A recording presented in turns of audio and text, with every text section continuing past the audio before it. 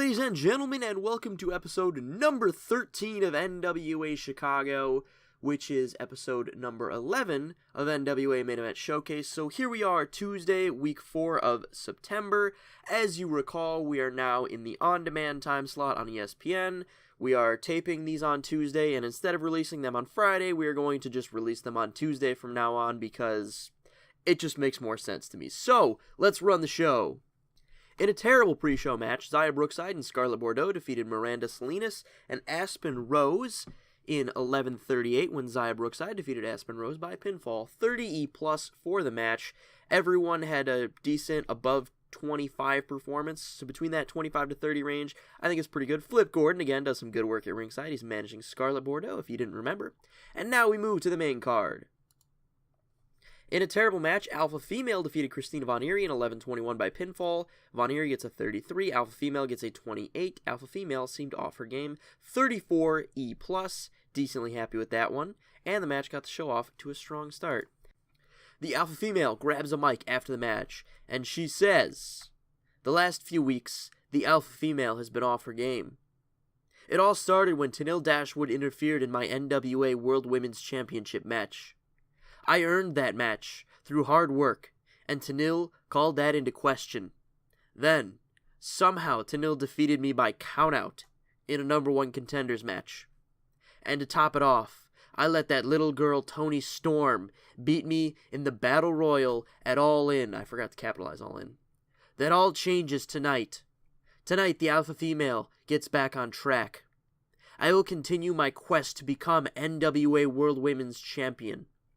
Whoever wins the championship match in 2 weeks, whether it's Toni Storm or Tennille Dashwood, the Alpha Female is coming for you. So I will be watching your match diligently. Waiting. The Alpha Female is still unpinned, and there is no one on this roster who can pin or submit the Alpha Female. Never." 24 E for the Alpha Female as she vows to get back on track to win the NWA World Women's Championship. A nice promo here from her. She doesn't have great mic skills. I'm considering giving her a manager, but I feel like she shouldn't have too many of these promo times because her thing is just, let's beat the shit out of someone. So I'm happy with it for now. Matt Striker is shown on commentary, and he says, "Breaking news, ladies and gentlemen. I've just been informed that our head ace has not been medically cleared for his first-round matchup in the Starrcade Classic against Rob Van Dam. Instead, Flip Gordon will be filling in. That match takes place tonight, and here is an updated look at the Starrcade Classic bracket. 48 D+ for Striker. We actually let him go without a script here, and he did pretty well. So let's take a look at that bracket. Alright, so we look at the bracket. Flip Gordon moves up from his match against Sammy Guevara to face Rob Van Dam in the first round. Nick Aldis has moved on, and now we don't know who's going to face Sammy Guevara in his first round matchup. So the way I plan on doing it is I plan on going first match of that bracket, first match of this bracket, second match of that bracket, second match of this bracket. You know, just pretty standard stuff, ping-ponging back and forth until we reach the finals. So now let's get back into the show. In about that had decent wrestling, but didn't have much heat. Matt Cross and Sammy Guevara defeated the Hooligans in 13:21 when Sammy Guevara defeated Mason Cutter by pinfall. 48 D+. Wow, I'm actually very, very happy with this match, because Devin Cutter was off his game, but he performed at a 37. Mason Cutter performed at a 34. I was thinking I was going to bring in the Hooligans as a jobber tag team, but they're actually performing decently well. And then Cross and Guevara both perform in the 50s here. Kudos to them. This match got the crowd hotter. Sammy Guevara has really improved since his first match here, and I'm very happy with that. And 48 D+, oh, I'm thrilled with the show so far. A video is shown of the Motor City Machine Guns chronicling their career as a tag team across the world and their decision to come to NWA Chicago. They make their main event showcase debut next week. 47D for that segment, so just a little hype for the Motor City Machine Guns. Our new NWA World Tag Team Champions are going to be making their debut on Main Event Showcase next week. Joe Hendry makes his entrance, and he says, "Ladies and gentlemen, it is time again. The NWA World Television Championship will be defended once again here tonight. But tonight, I have a special request. I would like to call Ricky Reyes out to answer my challenge. Ricky was the recipient of some bad luck over the past few weeks.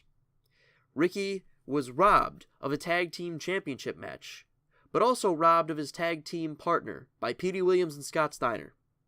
So Ricky, I would like to give you a shot at this championship instead. Come on out.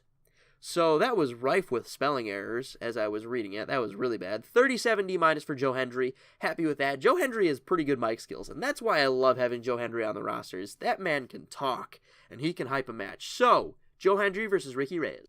In about that subpar wrestling in Little Heat, Ricky Reyes defeated Joe Hendry in 12:47 by pinfall with a super kick. Ricky Reyes wins the NWA World Television title. So, in terms of the relaunch, Joe Hendry now has the shortest NWA World Television title reign in history. 37 D- for the match, very happy with that. 37 for Reyes and a 30 for Joe Hendry. The match got the crowd hotter. So, Joe Hendry, I don't want to call Joe Hendry a transitional champion, but I wanted to give Joe Hendry that feel-good moment right before All In, give him the big win at All In so that I could debut Pete Dunne, but then ultimately shift the belt to a heel, give a heel a decent run with the belt, and then one day have a face take the belt over again. And Ricky Reyes, Ricky's not really doing anything right now. Rocky Romero is still out for another few weeks, so I figured, you know what? Let's give Ricky Reyes a small run with the belt.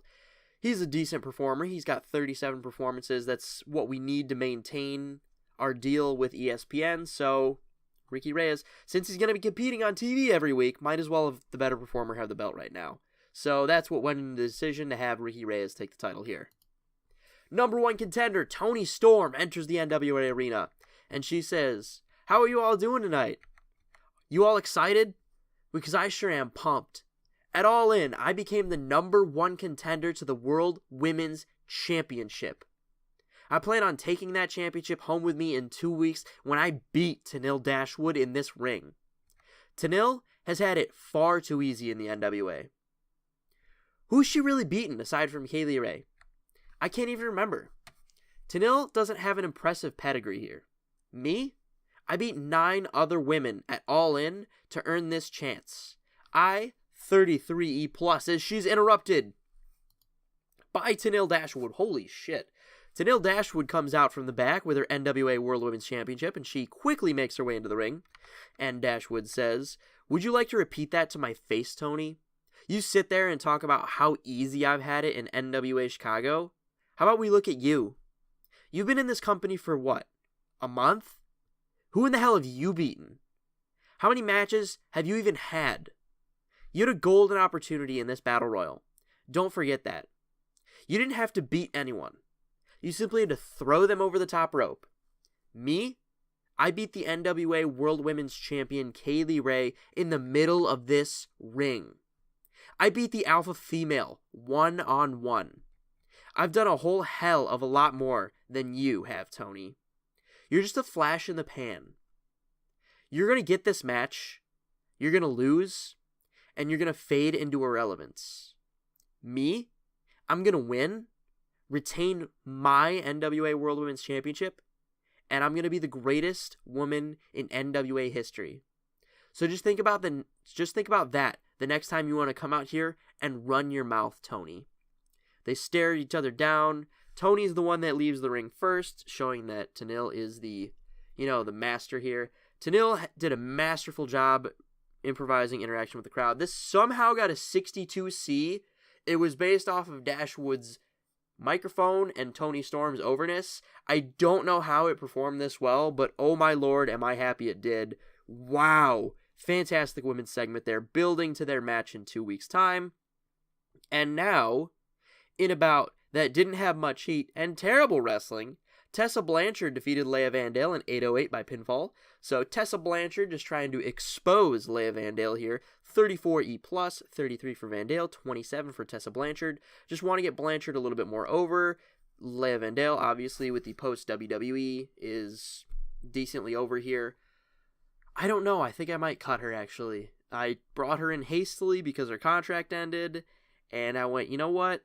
I was thinking about bringing her in as a manager, but there's no one I really want her to manage right now, so she also doesn't have as good of promo skills in the game as I thought she would have. She's pretty good on the mic, but she's only got like 50 mic skill in this mod, so I think that might be a little low. And now, we cut backstage, where we see a woman standing with Taji Ishimori, and she says, "Hello, my name is Danielle, and I was recently hired as an advocate for my client, Taji Ishimori. Now, as many of you may remember, Taji made an impressive debut last week by crushing Kushida.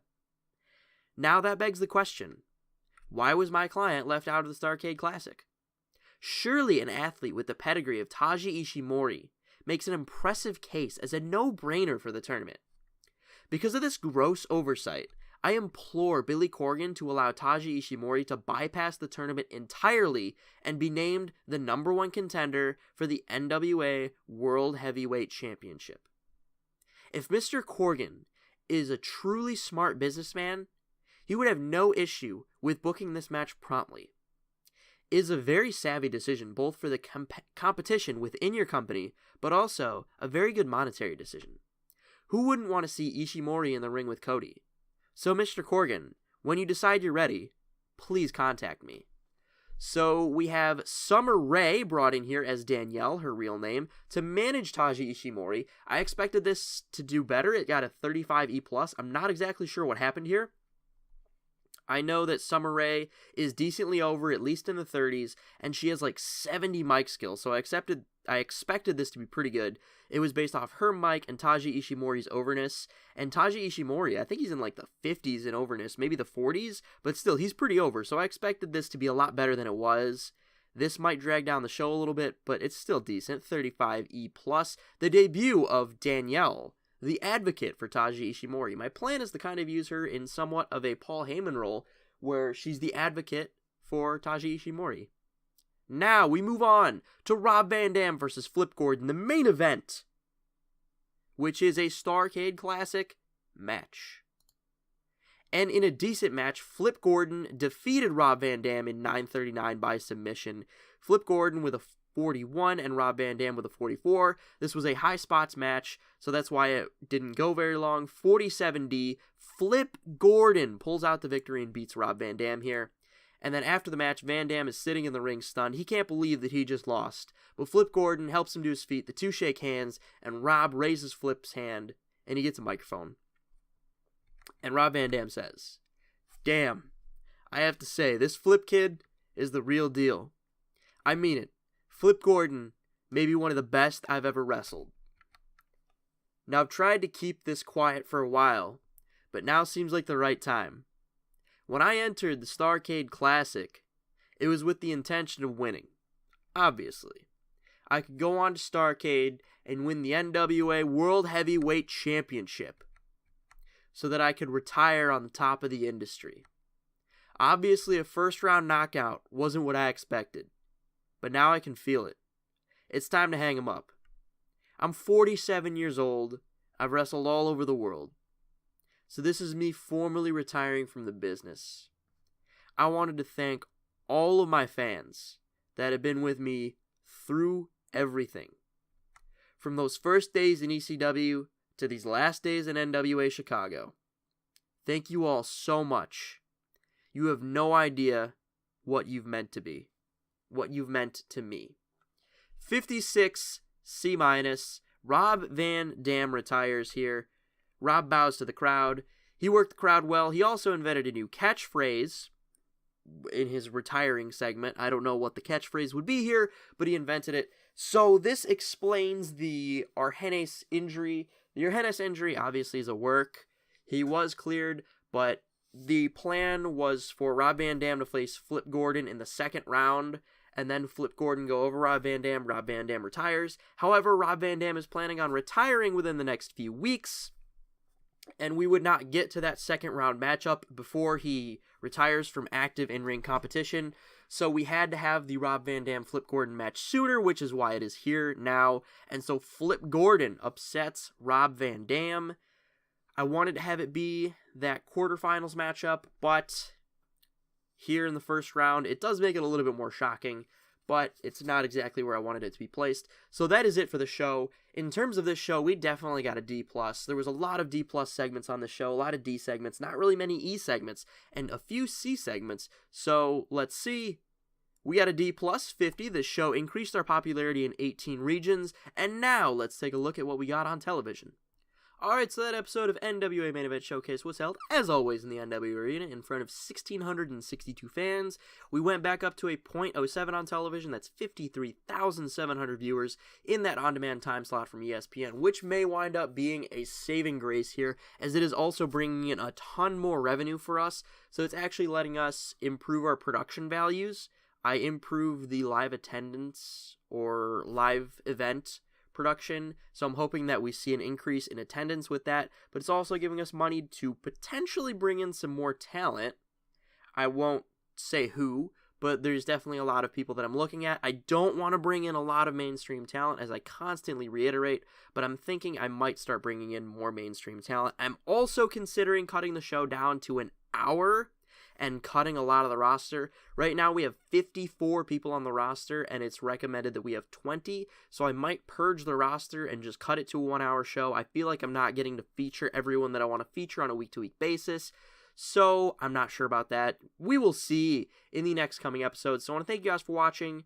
I hope you guys are having a great day. Thank you for tuning in again. I really appreciate it. And so I will see you guys in episode number 14. No, 15? I don't know. I'll see you guys in the next episode.